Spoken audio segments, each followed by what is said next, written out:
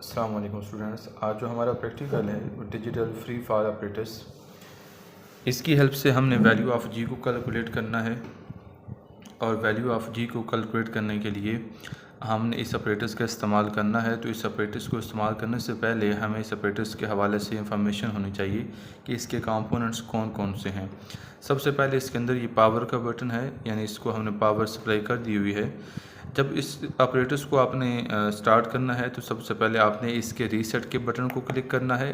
Reset के button को click करने का बेनिफिट ये होता है कि ये दोनों 0-0 पे चले जाते हैं।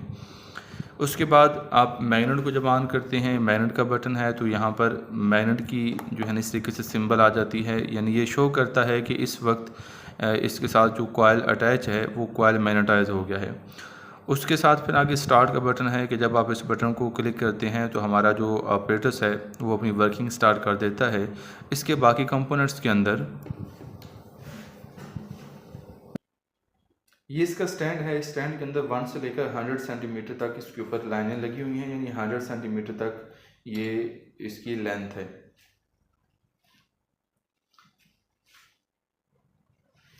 ये जो प्लेट लगी हुई है इसके अंदर एक सेंसर लगा हुआ होता है जो कि साउंड को डिटेक्ट करता है और एक सिग्नल, एक पल्स को जनरेट करता है जो आगे डिजिटल फ्री फायर ऑपरेटर्स तक वो पल्स जारी होती है।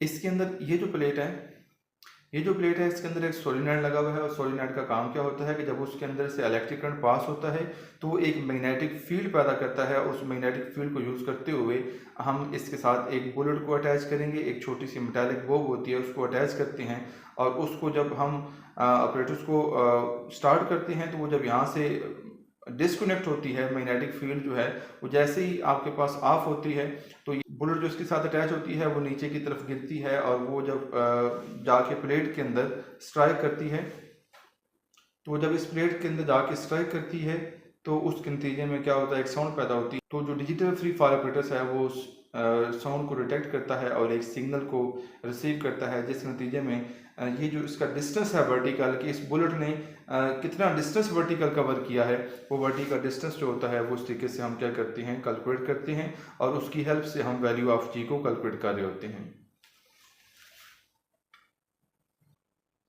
हमने इसको यहाँ पर 1 के ऊपर अटैच कर दिया।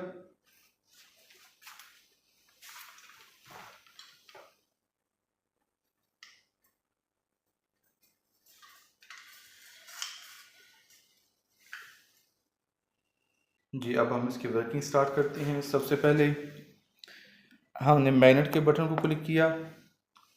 अब हमारे पास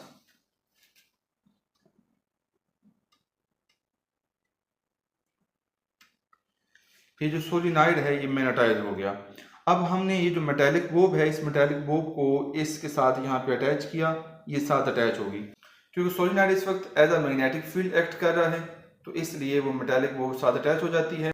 अब मैग्नेट के बाद आपने इसके रीसेट के बटन को क्लिक करना है और आपने जो इसके अंदर रीडिंग है उसको 0-0 पे लेके आना है। जब 0-0 पे आ जाती है उसके बाद आपने इसके स्टार्ट के बटन को क्लिक करना है। स्टार्ट के बटन को क्लिक करेंगे जैसे ही तो हमारे पास जो मेटालिक बॉब है वो इस प्लेट के अंदर आकर फॉल करती है।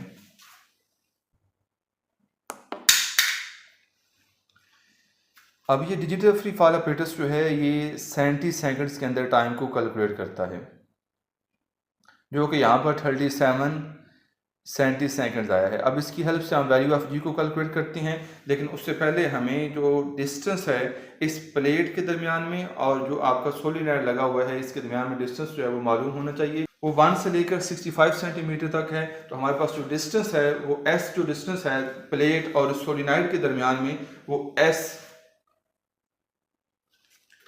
जो हमारे पास डिस्टेंस है इस सोलिनॉइड और प्लेट के दरमियान में वो 65 सेंटीमीटर है, जिसको हम एस से शो करते हैं।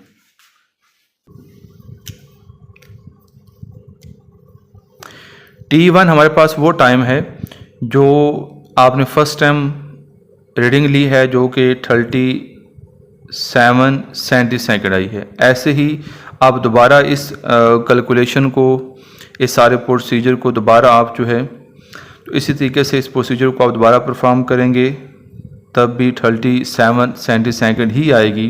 तो जब आप इसका मीन लेते हैं 37 प्लस 37, इसको आप 2 पे डिवाइड करते हैं तो आंसर 37 सेंटीसेकंड आता है। और जब आप 37 का स्क्वायर लेंगे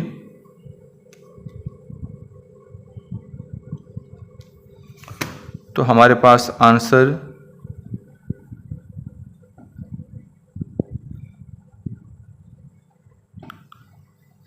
1369 आएगा। अब 13 का जब आप स्क्वायर लेते हैं तो 1369 सेंटीसेकंड आता है।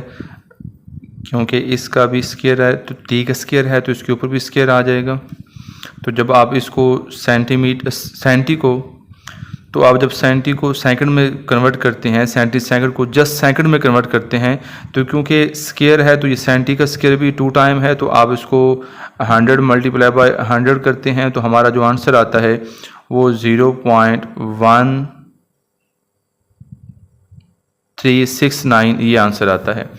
तो आप जो है 0.1369 पे जब डिवाइड करते हैं तो जो हमारा आंसर आ रहा है 265 मल्टीप्लाई बाय 2 डिवाइडेड बाय 0.1369, तो हमारा आंसर आता है 949।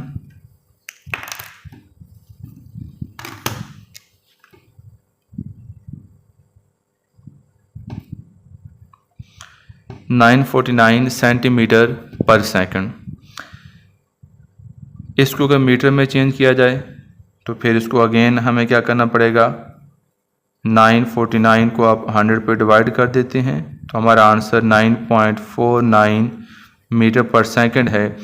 इस 9 को राउंड करते हैं 9.5 मीटर पर सेकंड आ गया, जबकि हमारा जो एक्चुअल आंसर होता है, वैल्यू ऑफ जो जी होती है वो 9.8 मीटर पर सेकंड स्क्वायर होती है।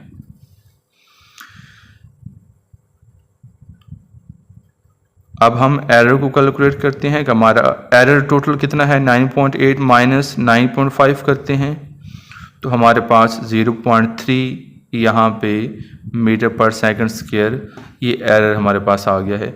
ये एरर बेसिकली ह्यूमन कैलकुलेशन के दौरान हो सकता है कि जब आपने सोलिनॉइड और जो प्लेट थी उसके दरमियान का जो डिस्टेंस है उसको आपने एडजस्ट करते हुए कोई मिस्टेक की हो, तो उसकी वजह से आपका जो एरर है वो यहाँ पर माइनर सा हो सकता है। तो यहाँ पर आपकी जो वैल्यू ऑफ टी है वो 9.5 मीटर पर सेकंड आई है, जो एक्चुअल आंसर के बहुत ज़्यादा करीब है। इस तरीके से आप डिजिटल फ्री फाइल ऑपरेटर्स की हेल्प से वैल्यू ऑफ जी को कैलकुलेट कर सकते हैं।